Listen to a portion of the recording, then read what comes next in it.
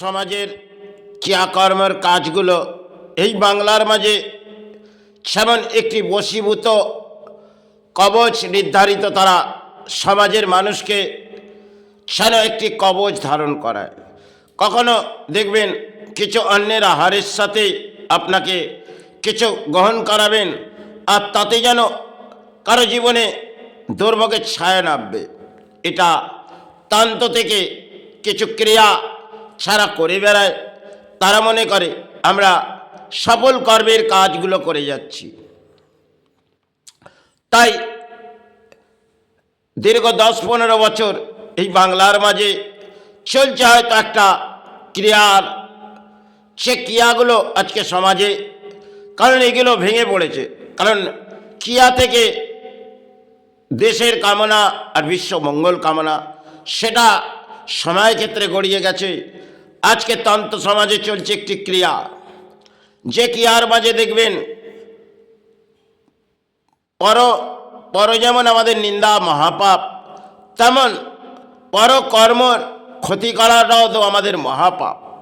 তাহলে এক্ষেত্রে যেমন আজকে যদি দেখি, আমাদের একটি রানী যখন এসেছেন, তিনি তো মন্দির গড়ে দিয়েছেন আর ঘরে ঘরে প্রসাদ বিতরণ করেছেন।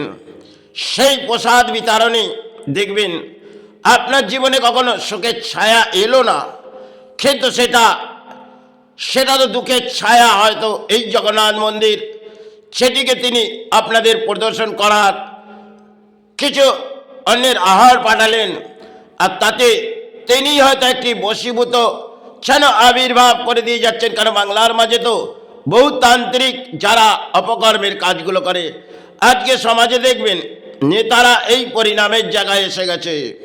কারণ একটি ক্রিয়া এই সমাজকে করে দাও, যে ক্রিয়ার মাঝে সমাজ জেগে উঠবে। তাই দেখবেন ঘরে ঘরে আপনাদের প্রসাদ এক রেশন ডিলারের হাত দিয়ে চলে এলো, আর কোনো হিন্দু ডিলারের হাতে এলো, আবার কোনো মুসলিম ডিলারের হাতে এলো। চাও আমি ক্রিয়া করে দিয়েছি, তাই এই ক্রিয়ার প্রসাদ বাংলার মাঝে বিতরণ করে দাও। সমাজের মানুষ আমার আত্মবিশ্বাসের মাঝে ভরে আসুক। তাতে বাবা জগন্নাথ,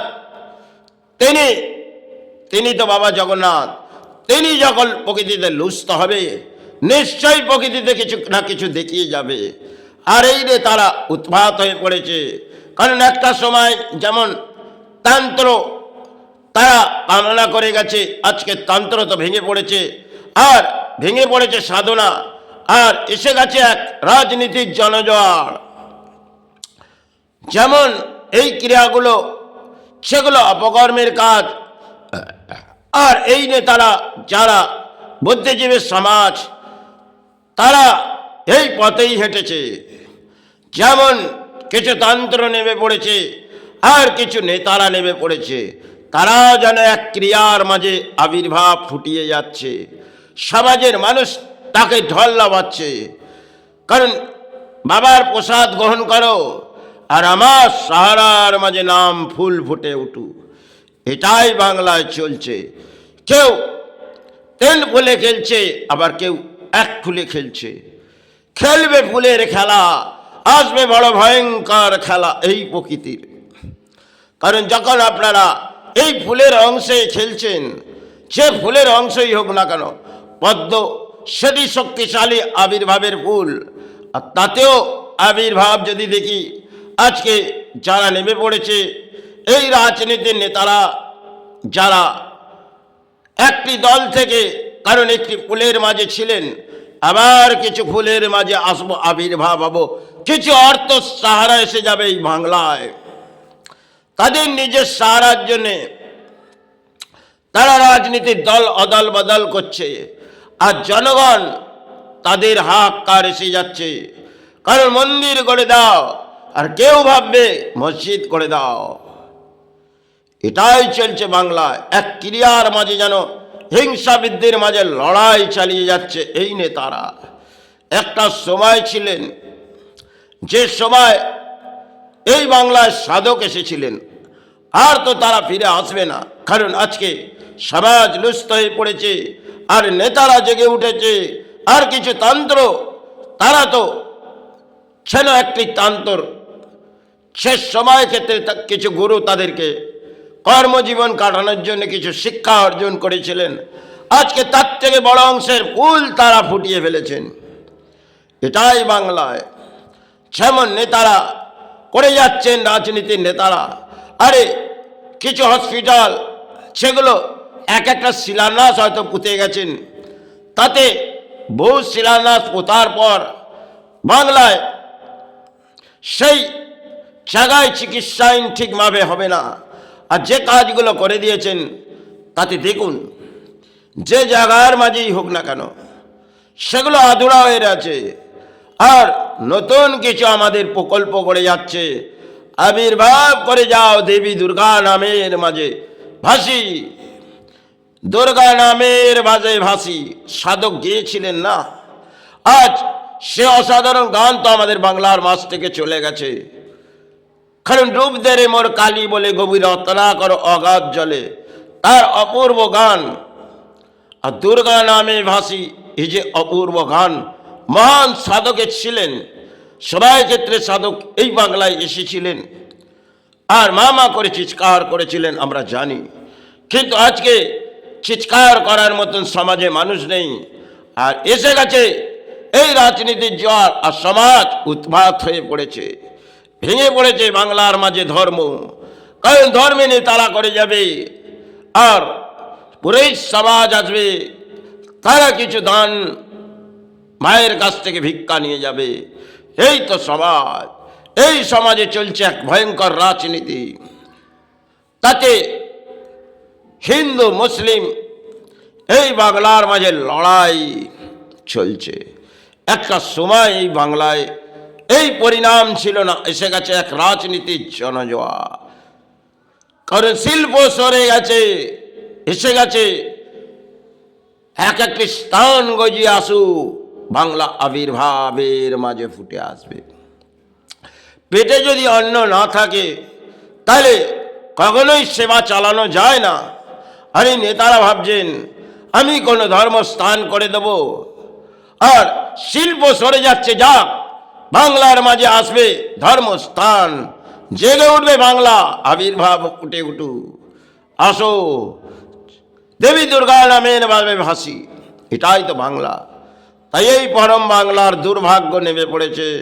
আর বাংলা তো সবাই ক্ষেত্রে এক ছিলেন, যারাই বাংলার মাঝে এসেছিলেন তাদেরকে তো পথের দ্বারস্থ করে দিয়েছেন। কারণ এক একটি নাম যেমন তারা ফুটিয়ে দিয়েছেন। কারণ স্বামী বিবেকানন্দ সেতু সবাই ক্ষেত্রে ভেঙে পড়েছিলেন। যখনই রানী এই রাজ্যে প্রবেশ করলেন, এক উত্তাল হয়ে পড়লেন। যে আদর্শ বিবেকানন্দর আদর্শ, তিনি নাম গজিয়ে দিলেন যে বিবেকানন্দ সেতু, সেটি রাত গড়িয়ে গেল, ভেঙে পড়লেন। কারণ এই আদর্শ এই নেতাদের নেই। আর যে আদর্শ নিয়ে এই সেতু বাঁধলেন, সে সেতু তো ভেঙে পড়লেন। আর বহু কিছু দেখবেন প্রকল্প এই বাংলার মাঝ থেকে সরে গেছেন। কারণ রতন টাটাকে উত্তাল করে দিয়েছেন রাজ্যের দিদি, সরে যাও, আমি রাজ্যে আসছি, এখান থেকে শিল্প সরে যাও, আসবে জনজোয়ার ভাসবে, দেশের মাঝে আমি ভেসে আসছি, সরে যাও। তাই বাংলার মাঝে দুটি রাজনীতি ছিলেন। আর একটি রাজনীতি যেন বাংলার মাঝে এক ভয়ঙ্কর খেলা খেলে দিলেন। আজ বাংলা সেই ফুল, সেটি যে তিন ফুলের নামের মাঝে আবির্ভাব, আরেকটি ফুল যেন ভারতবর্ষ থেকে ছড়িয়ে বাংলার মাঝে আসছে। তাহলে বাংলা দুরবস্থা ভেঙে পড়ছে, শিল্প সরে তো গেছে, আসছে মন্দির আর মসজিদ, জেগে উঠবে ধর্ম, দুটি ধর্ম জেগে উঠু। কারণ একটা সময় আপিন খাওয়ানো হতো, আজকে নেতারা আপনাদের এই বশীভূত যেন করে আপনাদের কিছু খাইয়ে যাচ্ছেন, আপনারা গ্রহণ করুন। কারণ যখন জগন্নাথের প্রসাদ গ্রহণ করেছেন, সেই প্রসাদের মাঝে নিশ্চয়ই কিছু রাখা ছিল, তাই আপনারা উত্তাল হয়েছেন, গ্রহণ করেছেন, আর আজও গ্রহণ করবেন, কারণ উত্তাল হয়ে পড়েছেন, রাজনীতির জনজোয়ার ভেসে যান।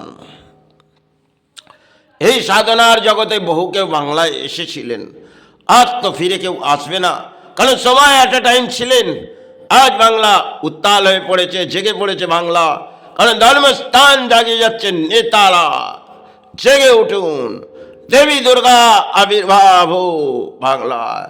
এ তো ধর্মের পুজো নয়, পুতুল পুজো। চালিয়ে যাও, চালিয়ে যাও।